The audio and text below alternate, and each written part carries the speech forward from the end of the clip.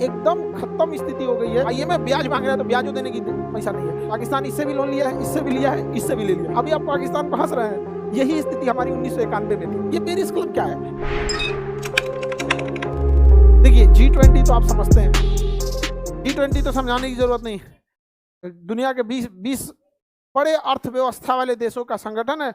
अभी इस G20 में ना एक नया संगठन आया है, देश नहीं संगठन आ गया है, अफ्रीकी यूनियन आ गया। अब समझिए ध्यान से, कॉमन फ्रेमवर्क क्या होता है? कॉमन फ्रेमवर्क क्या है? ये एक तरह का पेरिस क्लब का है। किसका है? पेरिस क्लब क्या है? फ्रांस की राजधानी क्या है? Paris club. ये पेरिस क्लब क्या है कि कई आदमी वर्ल्ड बैंक से लोन ले लिया, ठीक है, आईएमएफ से लोन ले लिया, और आईएमएफ का चला गया बेल आउट पैकेज। आईएमएफ का क्या हो गया? Bail out package. अब कौन लेन देने आएगा? कोई नहीं। कई बार ऐसा भी होता है कि द्विपक्षीय लेन देन होते हैं, एक देश दूसरे देश को कर्ज दिया है और वो कर्ज नहीं चुका पा रहा है, तो अब ऐसा भी तो होना चाहिए कि भाई वर्ल्ड बैंक है, आईएमएफ है, इसके बाद भी गए हैं। तो एकदम खत्म स्थिति हो गई है कि आईएमएफ से लोन ले लिए हैं, आईएमएफ ब्याज मांग रहा है तो ब्याजों देने की पैसा नहीं है। तब लास्ट ऑप्शन कौन देता है? Paris club. अब देखिए पाकिस्तान इससे भी लोन लिया है, इससे भी लिया है, इससे भी ले लिया है किसी को नहीं छोड़ा है। समझ में आ गया कि नहीं? किसी को नहीं छोड़ा है वहां पे, कोई नहीं बचा है वहां पे। अब देखिए हम अभी आप पाकिस्तान को हंस रहे हैं, यही स्थिति हमारी 1991 में थी। बट एटलीस्ट हम लोग को संभालना इजी था। बहुत सारी चीजें थी, एक पढ़ा लिखा इंसान इंडिया में उसके कंपेरेटिव में ज्यादा है, और अगर नहीं भी है तो रेडिकल लोगों की कमी है हमारे यहाँ। रेडिकल मतलब ना, आप कुछ भी बात बोलिएगा तो 100 में से 90 लोग समझेंगे कि कहना क्या चाहते हैं, 10 कोई कि नहीं समझेगा।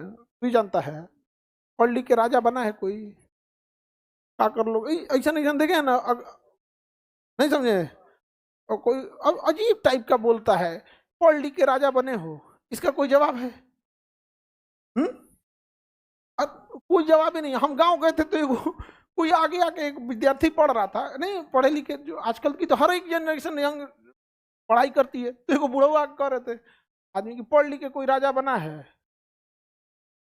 तो हमारा दिमाग ही लहर गया। हम उनको सुनाए तो उनका भी लहर गया। हम बोलेंगे नहीं, लेकिन फिर आप लोग कहेंगे कि इतना खतरनाक काहे बोल दिए। हाँ लेकिन वो पब्लिकली नहीं थे ना, तो पब्लिकली बोलता तो पब्लिकली तो सोच समझ के बोलना। देखे कोई नहीं है तो सुना दिए, उनको लहर गया एकदम, समझा गया कि पथवा में छेद हो गया होगा उनके तो देखिए ये पेरिस क्लब समझ में आ गया, ये एकदम लास्ट में रीड देता है।